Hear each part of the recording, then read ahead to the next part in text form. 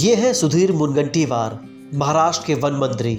Corporate social responsibility की मदद से इन्होंने चंद्रपुर और बल्लाशाह में तमाम विकास के काम किए। कॉरपोरेट सोशल रिस्पॉन्सिबिलिटी CSR के माध्यम से हमने कई काम किए। आप जानते हो कि रतन टाटा जी ने आशीर्वाद दिया, यहाँ टाटा कैंसर हॉस्पिटल बन रहा है।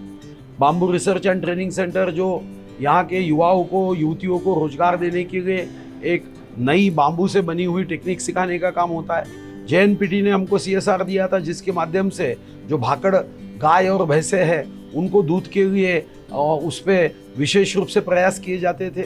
हमने यहाँ पे भाऊ नाम से कुछ संस्थाएं ओपन की, उसमें कभी किसी संस्थाओं ने गाड़ी दी। तो मुझे लगता है कि CSR के माध्यम से जो हमारे यहाँ पे धन से वंचित है ऐसे लोगों के जीवन में खुशी लाने के लिए हमने CSR का काम किया। CSR के बाद अब सुधीर मुनगंटीवार अपनी सिटीजन सोशल रिस्पॉन्सिबिलिटी निभा रहे हैं। रामनवमी के खास अवसर पर सुधीर मुनगंटीवार भगवान प्रभु राम के भव्य मंदिर में इस्तेमाल होने वाली सागौन की लकड़ियों को अयोध्या भेज रहे हैं। सैकड़ों वर्षों के संघर्ष के बाद अयोध्या में भगवान श्री राम का भव्य मंदिर निर्माण हो रहा है। भगवान श्री राम की चरणों में अर्पित होंगी महाराष्ट्र के चंद्रपुर की ये सागौन की लकड़ियां। महाराष्ट्र के चंद्रपुर से सीधे अयोध्या जाएंगी और भव्य राम मंदिर बनाने में इन लकड़ियों का इस्तेमाल होगा। भगवान राम के मंदिर में लगने वाले मुख्य द्वार और गर्भगृह के साथ साथ सभी दरवाजे, खिड़कियां और चौखट महाराष्ट्र के सागौन की लकड़ी से बनाए जाएंगे। महाराष्ट्र के चंद्रपुर एवं बल्लाशाह के जंगलों में मौजूद सागौन की लकड़ियों को सबसे उच्च दर्जे का माना जाता है, जो हजारों वर्षों तक खराब नहीं होती।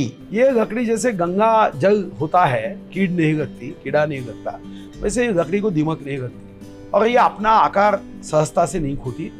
ये लकड़ी की खासियत मतलब इसमें ऑयल कंटेंट हाई होता है, इसलिए टर्माइट और बोरर अटैक नहीं लगते। और इस लकड़ी के बारे में मतलब उसका ग्रेन पैटर्न और रिंग पैटर्न बहुत ही स्मूथ होता है, उसका टेक्सचर स्मूथ होता है, उसका कलर कॉम्प्लेक्शन है वो जो ब्राउनिश कलर कॉम्प्लेक्शन आता है वो अच्छा होता है। इसमें नक्काशी की जा सकती है, वो ब्रेक नहीं होती। और उसके बाद उसमें कुछ सालों मतलब शतकानुशत के उसमें कुछ वो अटैक वगैरह नहीं होंगे। महाराष्ट्र से 1855 क्यूबिक फुट सागौन की लकड़ी अयोध्या जाएगी। आज कार सेवक से वन मंत्री के नाते भगवान राम के मंदिर निर्माण के लिए जब हम कास्ट भेज रहे हैं तो प्रभु राम ने यही तो सिखाया है, सब समाज को साथ लिए है, हमको है आगे बढ़ना।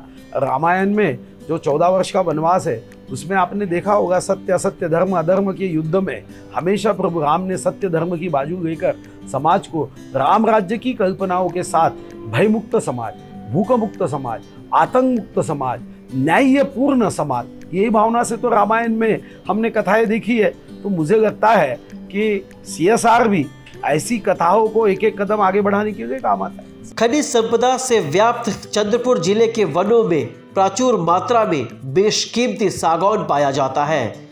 लोकतंत्र के मंदिर, संसद और आस्था का प्रतीक भगवान श्री राम मंदिर में ये लकड़ियां जा रही हैं, महाराष्ट्र के चंद्रपुर से जा रही हैं और सिटीजन सोशल रिस्पॉन्सिबिलिटी को निभाते हुए महाराष्ट्र के वन मंत्री सुधीर मुनगंटीवार ये लकड़ियां चंद्रपुर से अयोध्या भेज रहे हैं। महाराष्ट्र और अवध का पहले से ही गहरा रिश्ता रहा है। रानी इंदुमती जो भगवान श्री राम की दादी भी रही है, वो महाराष्ट्र के इसी विदर्भ से आती हैं। इसलिए विदर्भ के लोग यहाँ की लकड़ी अयोध्या में राम मंदिर के लिए भेज खुद को धन्य महसूस कर रहे हैं। इन लकड़ियों की अलौकिक दर्शन करने के लिए अब लोगों की भीड़ इकट्ठा हो रही है। यहाँ की लकड़ियाँ पूरे अयोध्या जा रही है मंदिर कार्य के लिए। हम तो इतने सौभाग्यशाली है कि यहाँ हमारे गांव की लकड़ी अयोध्या के मंदिर में लग रही है। इसलिए हम सोच रहे हैं कि अयोध्या जब जाएंगे लेकिन पहले लकड़ियों की दर्शन करके उनको माथा टिका के जाएंगे ताकि हमारा कुछ सहभाग वहाँ पे मिल जाएगा। सागौन की लकड़ी महाराष्ट्र के वन विकास निगम के माध्यम से भेजी जाएंगी, जिसके बाद मंदिर के कारीगर उस पर डिजाइन और नक्काशी करेंगे। चंद्रपुर का ये जंगल वन्य जीवों और वनस्पतियों के अध्ययन करने वालों के लिए एक आकर्षण का केंद्र है। महाराष्ट्र के चंद्रपुर से राहुल देव शर्मा की रिपोर्ट।